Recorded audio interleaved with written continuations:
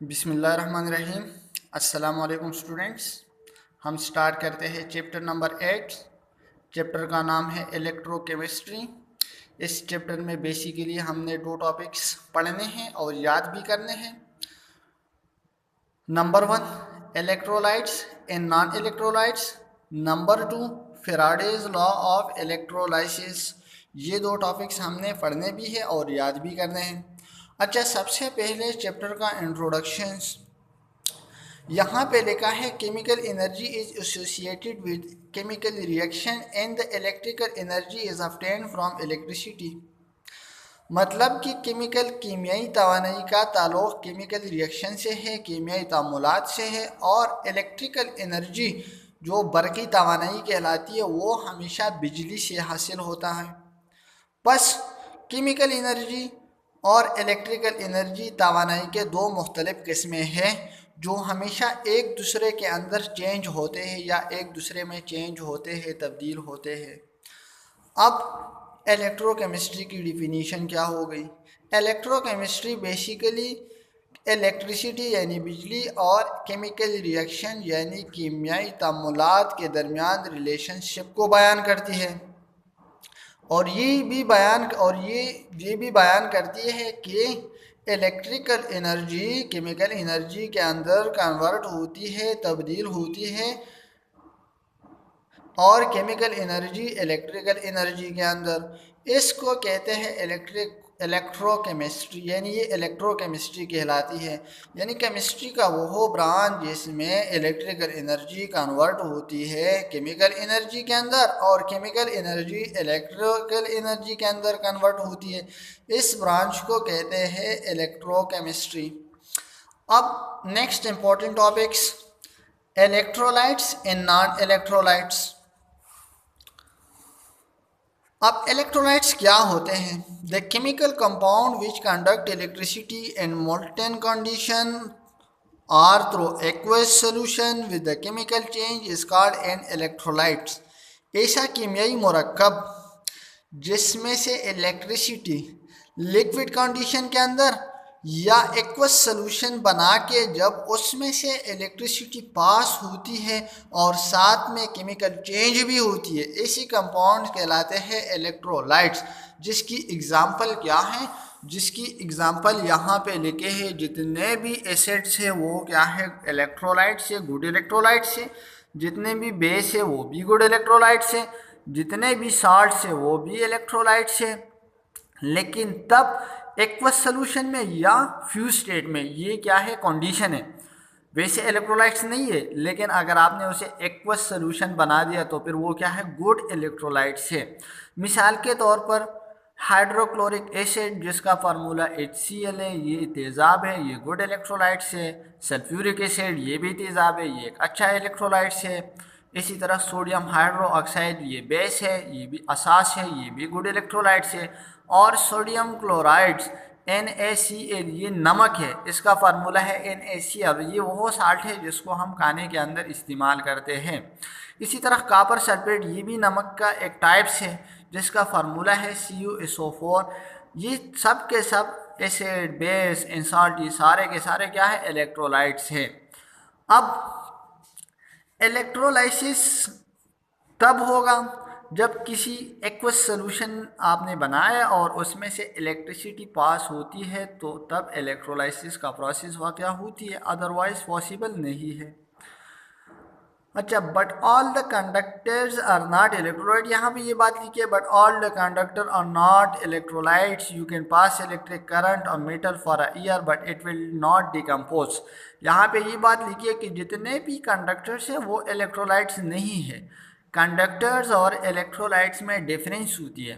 Conductor basically क्या होती है? कंडक्टर्स जैसे कि मेटल, लोहा वगैरह ये क्या है? कंडक्टर्स है।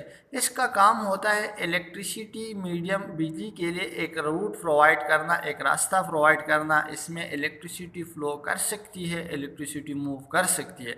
लेकिन इलेक्ट्रोलाइट्स के अंदर भी इलेक्ट्रिसिटी मूव करती है, लेकिन जब वहाँ पे इलेक्ट्रिसिटी मूव करती है तो साथ में केमिकल चेंज भी होता है, लेकिन कंडक्टर में ऐसा कोई केमिकल चेंज नहीं होती है।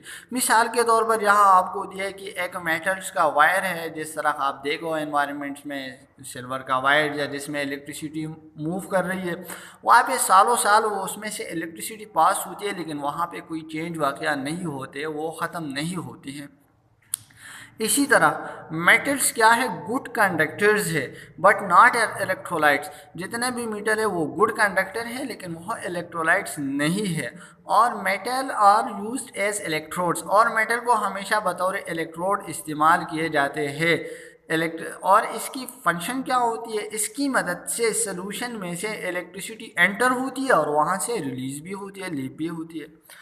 अच्छा, जितने भी इलेक्ट्रोलाइट्स हैं, ऑल द इलेक्ट्रोलाइट्स और आयोनिक कंपाउंड, जितने भी इलेक्ट्रोलाइट्स हैं वो आयोनिक कंपाउंड्स है या पोलर कंपाउंड्स।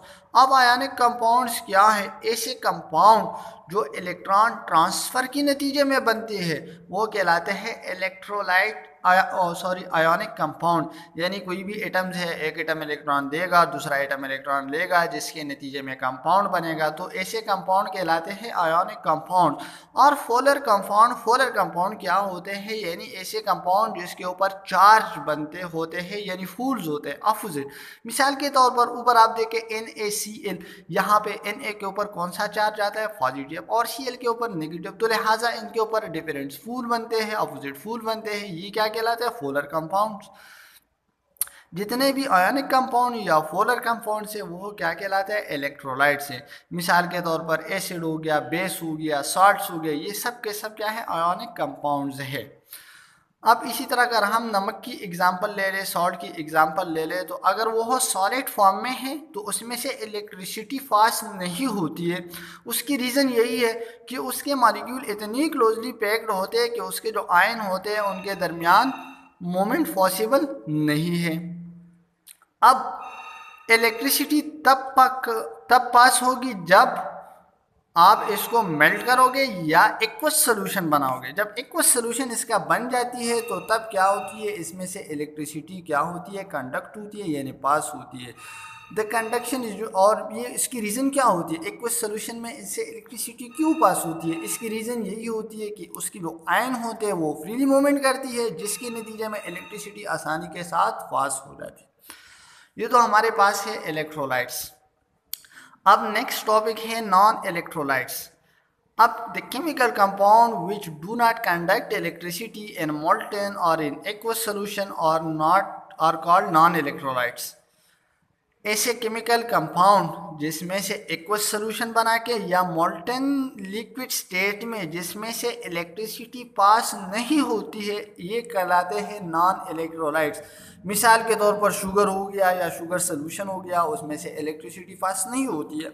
पेट्रोल हो गया, उसमें से भी इलेक्ट्रिसिटी पास नहीं होती है। या बेंजीन, और ये हमारे लैब में भी एक्सपेरिमेंट है, आप करोगे इलेक्ट्रोलाइट्स कौन से हैं और नॉन इलेक्ट्रोलाइट्स कौन से हैं, तो आप एक शुगर सोल्यूशन बनाओगे, साल्ट सोल्यूशन बनाओगे, बेंजीन भी लैब में है, आप उसका सोल्यूशन लेंगे, वही लेंगे। तो इसी तरह उनमें से जिसमें से इलेक्ट्रिसिटी पास होती है तो वो कहलाते हैं इलेक्ट्रोलाइट, और जिसमें से पास नहीं होगा तो वो क्या कहलाएगा, नॉन इलेक्ट्रोलाइट्स। अच्छा, ये तो हमारे पास टॉपिक ख़त्म हो गया। अब इसके बाद इलेक्ट्रोलाइसिस और इलेक्ट्रोलाइटिक कंडक्शन। अच्छा, ये टॉपिक याद नहीं करनी है, ये आपने सिर्फ समझना है, क्योंकि इसके बगैर आगे जो हमारा टॉपिक है वो हमें समझ नहीं आएगा। तो लिहाजा मैं इसको थोड़ा सा समझा रहा हूँ डायग्राम से। Electrolysis of molten sodium, electrolysis of molten sodium chlorides.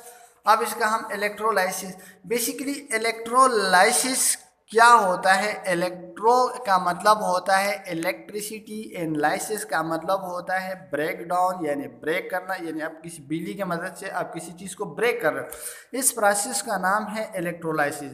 यहाँ पे आप देखिए एक बीकर आपको नज़र आ रहा है, ये एक इलेक्ट्रोलाइटिक सेल कहलाता है। अब इसके एक साइड में एक इलेक्ट्रोड और दूसरी साइड में दूसरा इलेक्ट्रोड्स। ये इलेक्ट्रोड्स लोहे के बने हुए होते हैं, प्लेटिनियम वगैरह इनके बने हुए होते हैं, और इसका काम होता है इलेक्ट्रिसिटी को पास करना। इसमें से इलेक्ट्रिसिटी पास होती है। यहाँ पे आपको एक बैटरी भी नज़र आ रही है। ये बैटरी बेसिकली क्या काम करती है, ये इलेक्ट्रिसिटी को प्रोवाइड करती है। ये वायर है, इसकी मदद से इलेक्ट्रिसिटी मूव करती है। ये देखो ई लिखा है, ये बेसिकली इलेक्ट्रॉन को शो करता है। अच्छा, एक होता है कैथोड। कैथोड पे हमेशा चार्ज होता है, नेगेटिव चार्ज होता है, और दूसरा एनोड होता है। एनोड पे हमेशा नेगेटिव चार्ज होता है। अब इस इलेक्ट्रोलाइटिक सेल के अंदर आपने क्या कर दिया, सोडियम आपने पानी ले लिया और उसमें से आपने नमक डाल दिया। 1 स्पून या 2 स्पून आपने नमक डाला और उसको स्टर कर दिया तो वो डिज़ाल्व होगा। तो फिर उसके अंदर आपने इलेक्ट्रोड्स को रख दिए और बैटरीज वगैरह के साथ उसको कनेक्ट कर दिया, और कनेक्शन के बाद जब उसमें से इलेक्ट्रिसिटी पास हो गया, इलेक्ट्रिसिटी पास होता है तो उसी दौरान केमिकल रिएक्शन भी होता है, और इस प्रोसेस को कहते हैं इलेक्ट्रोलाइट्स। देखिए इस सोल्यूशन के अंदर इसमें पहले क्या था, वाटर था और NaCl यानी सोडियम क्लोराइड था। जब यहाँ से इलेक्ट्रिसिटी पास हो गई तो वो सोडियम और NaCl वो ब्रेक हो गया। अब सोडियम बन गया और क्लोरीन भी बन गई। अच्छा, सोडियम Na पॉजिटिव चार्ज ये शो करती है कि इसके पास इलेक्ट्रॉन की कमी है। ये जाएगा कैथोड के पास क्योंकि यहाँ पे माइनस चार्ज है और यहाँ पे इलेक्ट्रॉन ज़्यादा है। ये यहाँ से इलेक्ट्रॉन लेके लिक्विड फॉर्म में इस इलेक्ट्रोलाइटिक सेल के अंदर लिक्विड फॉर्म में आएगा सोडियम फ्री होके। अब रह गया क्लोरीन। क्लोरीन जाएगा एनोड के पास क्योंकि इस पे नेगेटिव चार्ज है तो ये अपोजिट यानी पॉजिटिव चार्ज की तरफ जाएगा। अब इनके पास इलेक्ट्रॉन ज़्यादा है, नेगेटिव का मतलब इनके पास इलेक्ट्रॉन ज़्यादा है। ये यहाँ पे इलेक्ट्रॉन देगा एनोड को, और इलेक्ट्रॉन देने के बाद ये क्या करेगा, यहाँ से in the palm of Cl2 एक एटम आके एक क्लोरीन एटम आके एक इलेक्ट्रॉन देगा, दूसरा क्लोरीन एटम आके दूसरा इलेक्ट्रॉन देगा, और हम फिर Cl2 की पाम में वो दो डाई एटॉमिक फॉर्म में वो यहाँ से निकलेगा, गैस क्लोरीन गैस बन के निकलेगा। तो ये हमारे पास हो गया, प्रोसेस हो गया इलेक्ट्रोलाइसिस। इसी दौरान चीज़ लिबरेट भी हो गई, यानी क्लोरीन गैस था वो लिबरेट हो गया, खारिज हो गया, और सोडियम क्या था, मेटल था, लिक्विड फॉर्म में वो क्या हो गया, नीचे डिपॉजिट हो गया। ये कहलाता है इलेक्ट्रोलाइसिस का प्रोसेस।